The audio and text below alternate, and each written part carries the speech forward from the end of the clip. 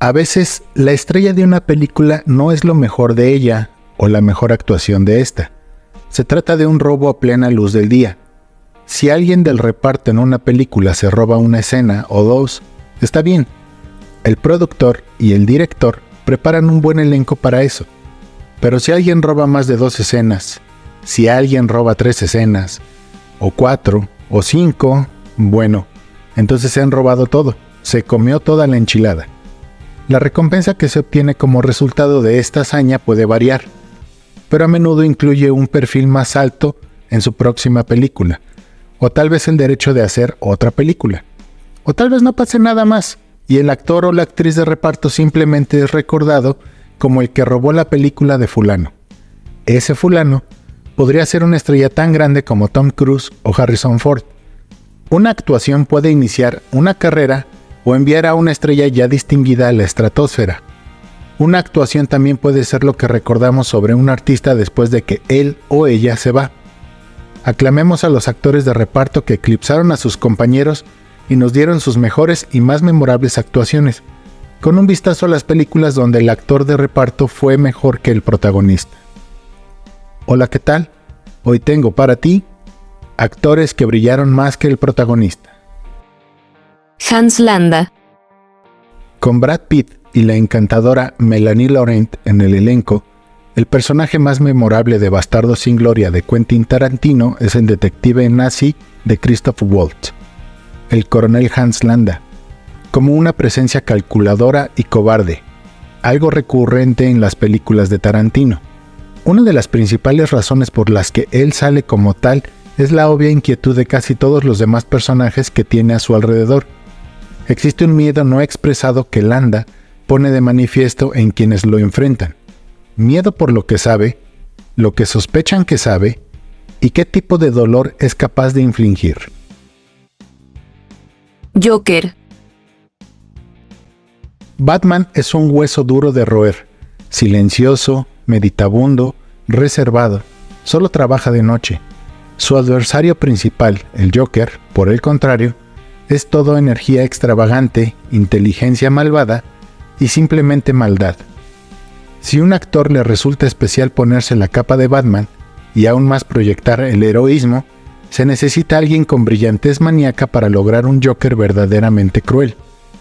Los fanáticos del murciélago abuchearon inicialmente a Michael Keaton como su héroe en la película de Tim Burton de 1989, pero la elección de Jack Nicholson como el Joker fue simplemente perfecta. Nicholson acaparaba todas las escenas en las que estaba, ya sea cautivando y luego envenenando a los ciudadanos de Gótica, mientras tocaba la música de Prince o cortejando a la voluptuosa Vicky Vale. Era el antídoto perfecto para el millonario Keaton convertido en vigilante. Las películas de Christopher Nolan tenían un realismo más oscuro sobre ellas, y por lo tanto, el Joker tenía que ser más brutal, poniendo a Heath Ledger como el villano, uno que exageró la violencia horrible en sus víctimas sin ninguna razón, exceptuando el "estás loco", mientras que la interpretación de Nicholson sobre el personaje era más grande. Se pueden imaginar la posibilidad de leer sobre el personaje de Ledger en los periódicos del mañana. Ambas actuaciones son inolvidables y realmente elevan sus respectivas películas.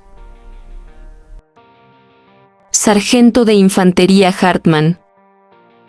En la intensa y alucinante película de guerra de Stanley Kubrick, nos presentan la violencia, la incertidumbre y la absoluta confusión de lo que es una guerra, desde el entrenamiento hasta las trincheras. También nos presentan una lista de personajes cuyos arcos argumentales nos llevan a través de la agresión de la guerra de los soldados en su etapa intermedia.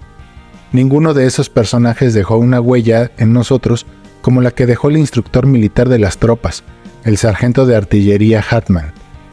Desde su primer momento en pantalla, reprendiendo a los nuevos reclutas con una vulgaridad notablemente creativa y hasta su muerte a manos del soldado Leonard Gomer Pyle Lawrence, Hartman proyecta una autoridad férrea y una línea sádica de 1 kilómetro de largo. Sin embargo, es un sadismo con un propósito. Como instructor de marina retirado, Ermey entendió que Hartman tenía que romper a sus hombres para poder reconstruirlos y convertirlos en soldados. Su diálogo, que fue improvisado o escrito por el mismo Ermey, Es, a su manera, tan violento como las escenas de la película, y es más memorable que todos los personajes. Hermie ha tenido muchos otros papeles desde Cara de Guerra, pero actuando como Hartman es cuando su brillo más resplandeció. Hannibal Lecter. Antes de que el Dr. Hannibal Lecter se pusiera de moda, no era más que un villano, aunque uno de los más espeluznantes y aterradores jamás vistos. Una vez fue interpretado por Brian Cox en el thriller Manhunter, la primera de 2 versiones cinematográficas de la novela Red Dragon de Thomas Harris, pero no fue hasta que Anthony Hopkins consiguió el papel en la película de Jonathan Demme. Lecter se convirtió en el psiquiatra asesino serial caníbal encarcelado favorito de todos. Aunque Hopkins solo aparece en pantalla durante 15 minutos y pasa la mayor parte de ese tiempo entrenando a la agente Clarice Starling, resulta que su actuación incluso asustó a Foster. ¿Y quién puede culparla? El terror es el fuerte de Lecter, pero es un sabor que vale la pena saborear, como las habas y un buen Chianti. Rod Tidwell. Muéstrame el dinero. Una estrella nació con estas 3 palabras cuando el receptor, Rod Tidwell, obligó a su agente Jerry Maguire a gritar esa frase al final de una conversación telefónica crítica, en los últimos momentos de Jerry Maguire empleado en su agencia. La estrella que nació, por supuesto, no fue Cruz. Él contaba que entre las estrellas de cine más importantes del planeta en esa época. Era Gooding Jr., que, al parecer, solo necesitaba el papel adecuado para empujarlo a los reflectores. El papel de Rod Tidwell casi se lo llevó Damon Wayans, y es difícil imaginarlo dando una interpretación matizada. Sí, Rod es impetuoso y arrogante como lo son muchos atletas profesionales en la cima de su carrera, pero en las manos de Gooding Jr.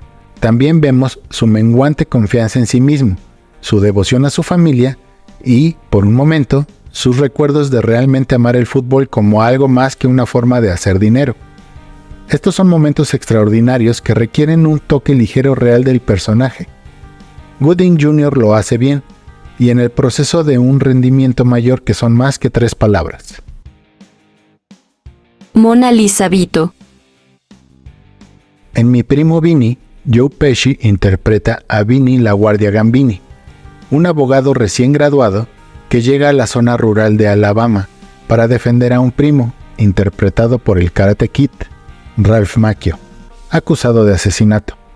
Vinny es una versión del personaje engreído y agresivo que Pesci ha interpretado en varias películas, desde Buenos Muchachos hasta Casino.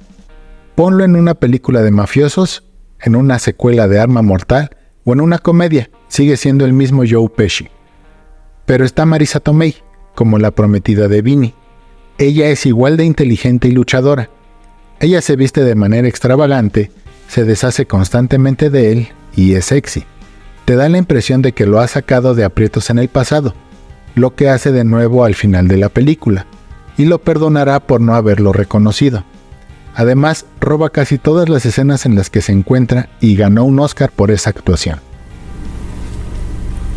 Muchas gracias por ver este video. Si te gustó, compártelo. ¿Quieres agregar algo más? Te leo abajo en los comentarios. Agradecería tu suscripción al canal y un me gusta virtual. Dale click a la chingada campanita para que te llegue la notificación cuando suba un nuevo video. Te habló el Cool Motherfucker. Nos vemos del otro lado porque lo mejor está por venir. Buenas noches y buena suerte.